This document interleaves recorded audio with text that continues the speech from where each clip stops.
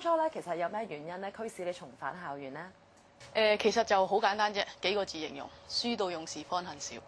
因為我之前咧就本身讀書方面咧就唔係好多嘅啫，咁啊讀完個中學再加埋商科，咁就變咗就出嚟全程投入做運動員啦。咁但係當我做運動員期間咧，發覺即係自己知識真係唔夠。第一，同人溝通好似去到外國咧，唔識英文，唔知點同人溝通。咁第二就係我自己滑浪風帆嘅知識。咁又唔可以學得到，即係因為自己語言問題啦。咁加上就係一啲體育方面嘅知識又學唔到，咁就發覺，咦，我係時候要翻去讀下書㗎喎。因為我覺得如果我讀咗書咧，會令到我自己喺體育呢方面咧，應該會提升得更快咯。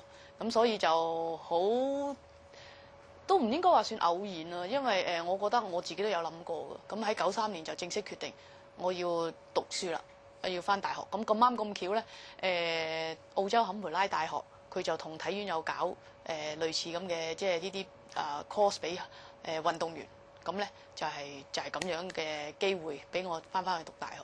咁點解你會選擇入到澳洲首都坎培拉大學咧？其實就係因為咁啱咁巧，佢哋提供咗一個課程，就係讀呢個體育方面嘅。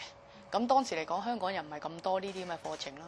咁佢又可以俾到我一個好好嘅flexibility 啦，即係彈性啦。我又可以去比賽，又可以讀書，咁我咪即係覺得一舉兩得，何樂而不為咧？不如分享一下喺校園嘅生活同埋讀書嘅趣事啊！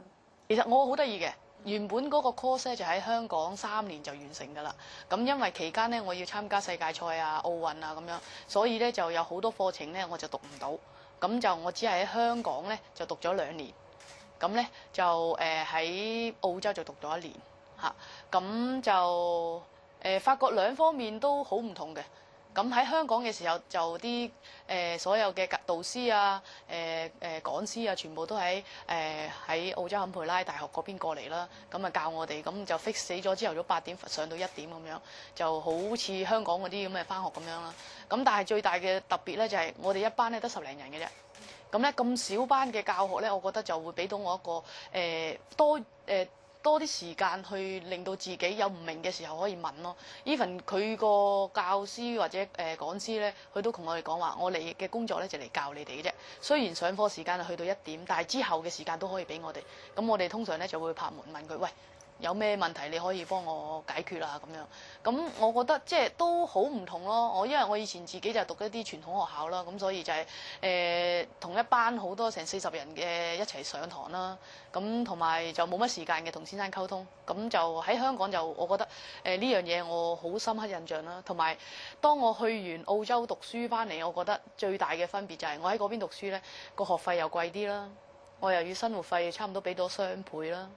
同埋嗰個先生，即係嗰個講師同我溝通嘅時間係好少嘅，因為嗰邊係講緊教親都100幾200人，咁所以即係每人 share 翻咁多個 minutes 都根本唔係好多時間咯。咁相反地，我係比較中意喺香港嘅生活嗰種模式去上堂咯。咁但係啲人就話：喂，你讀大學始終都要有翻啲大學生活㗎。咁但係好可惜，因為我當時我係做緊運動員，咁我除咗翻學時間我都要訓練咯。咁所以真係唔係咁多校園嘅生活，只係我可以講話去澳洲坎培拉讀書嘅時候咧，只係去過4個地方：校園、訓練地方、屋企同埋一間中國餐館。去過呢四個地方，好似澳洲坎培拉最出名嘅 Parliament House 啦，我都冇去過。直至到我係 graduation 喺嗰度搞個 ceremony，我先至真正去踏足嗰度咯。咁所以即係冇乜話好特別嘅生活咯。我覺得有一個例子就係話我喺嗰邊中國餐館識到一個朋友啦，係做waiter 嚟嘅。咁佢以前咧其實都係喺同一間學校讀書嘅，澳洲坎培拉大學。咁我問佢：咦，你唔使返學嘅？點解成日都我啲人唔得㗎啦，冇得救㗎。咩啊？咩冇得救啊？我愛上咗賭博。咁屋企人俾晒啲錢佢，以為佢去嗰度讀書，其實唔係。佢去咗去度賭錢，嘥晒啲錢。卒之咧，大學就趕佢出嚟嚇。咁就係有一個問題，就係因為冇人睇住佢，冇人照顧佢，咁佢嘅生活咧就冇人去監管。咁但係如果你喺香港又唔同咯。咁所以即係我覺得其實都幾好喎，喺香港讀書。啊，今次點解咧？你會願意擔任香港專上教育學院嘅進修大使咧？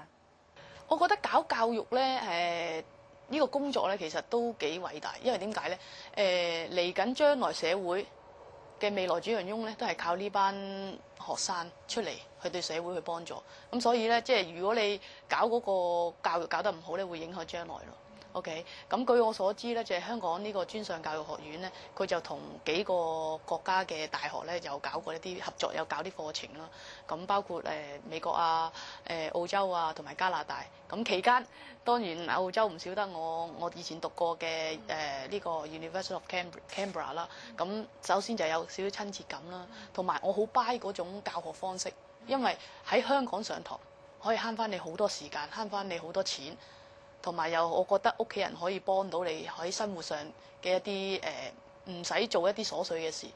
咁呢個教學模式又可以同樣地得到同一個證書，即係如果你喺嗰邊讀同一個證書，又可以得到即係國際嘅認同。咁我覺得咁方便嘅一種教學方式，我覺得係即係絕對係可以推廣。咁所以即係我擔任佢嘅大使係呢個其中之一啦，同埋佢本身佢自己又搞翻一啲社區活動啦，咁有提供一啲免費嘅英語會話俾啲需要嘅人啦，又有 scholarship 咯，咁所以即係當佢哋向我 approach 嘅時候，我覺得咦都幾好嘅喎。你點樣鼓勵身邊嘅人，尤其是係在職嘅人士繼續進修咧？我諗最主要就係第一，我頭先講過話就要有興趣先，第一，第二咧就係話每做一樣嘢，梗有會遇到困難嘅，但係你就千祈唔好逃避咯。逃避唔係一個責任，無論你讀書好，你做人都好啦，你唔可以逃避咯。因為你今日唔讀書，好似我咁，我嗰陣時唔係好中意讀書。